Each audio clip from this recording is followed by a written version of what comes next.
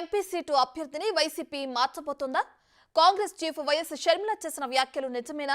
ప్రస్తుతం ఏపీ రాజకీయాల్లో hot topic అయిన ఈ వార్తలో నిజం లేకపోలేదు అంటున్నారు రాజకీయ విశ్లేషకులు.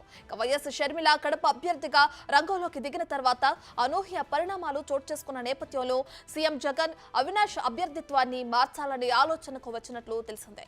ఇక అక్కా చెల్లెలు షర్మిల, సునీత ఇరువురు ప్రచారంలో వివేక హత్య కేసును ప్రస్తావిస్తుండటంతో వైసీపీ ఇరకాటంలో పడింది. ఇక ఈ పరిస్థితులకు చెక్ పెట్టేందుకు అవినాష్ స్థానంలో వైద్యుడైన అభిషేక్ రెడ్డిని రంగంలోకి దించాలని వైసీపీ దాదాపు నిర్ణయం తీసుకుందని తెలుస్తోంది.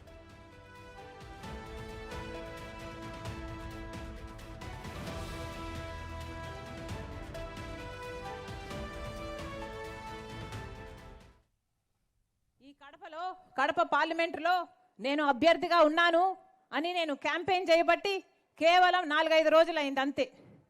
ఈ 4-5 రోజులు మేము క్యాంపెయిన్ చేశామో లేదో ఈరోజు వైసీపీ అవినాష్ రెడ్డి ఎంపీగా అభ్యర్థిగా ఉండబోడు అని క్యాండిడేట్ను మారుస్తున్నాము అన్నట్టుగా వార్తలు వస్తున్నాయి.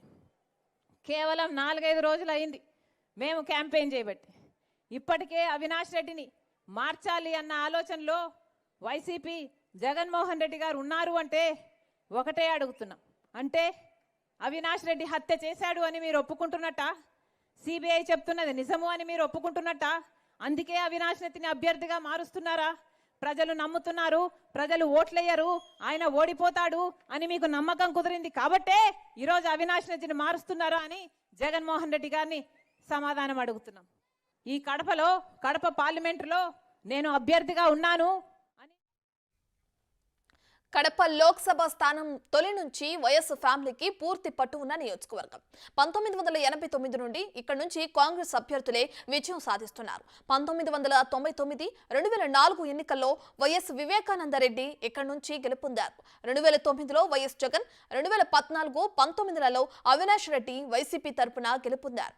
ఈసారి ఎన్నికల్లో వైఎస్ కుటుంబానికి చెందిన వారే ప్రత్యర్థులుగా పోటీలో ఉండటం ఇక విశేషం.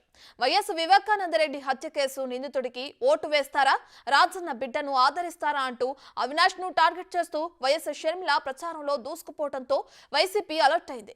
ప్రతిపక్ష పార్టీల నుంచి కన్నా కుటుంబ సభ్యుల నుంచే వైసీపీకి ఎదురుదెబ్బ తగిలే పరిస్థితుల కారణంగా ఇక్కడ దిద్దుబాటు చర్యలు తప్పనిసరైందని అంటున్నారు.